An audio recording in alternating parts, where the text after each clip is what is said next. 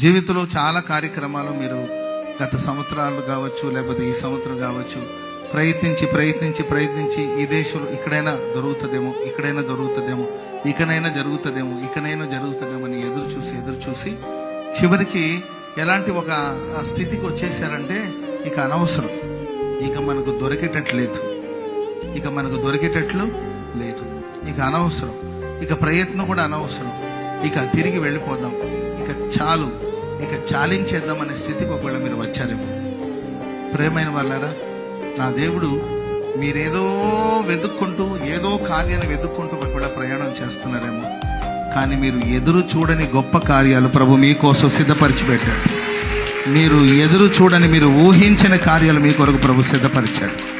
So కాబట్టి లైఫ్లో మీరు కొంతవరకు ప్రయాణం చేసి, కొంతవరకు ట్రావెల్ చేసి, ఇక అలసిపోయి సమస్యలు ప్రయత్నించి ఇక నా వల్ల కాదు అని సమస్యలు పోయారేమో. కలవరపడద్దు, మీరు ఏదైతే వెతుకుతున్నారో దాన్ని ఇస్తాడు. అంతకన్నా గొప్పవి కూడా ప్రభు మీకు అనుగ్రహించబోతున్నాడు. హల్లెలూయా.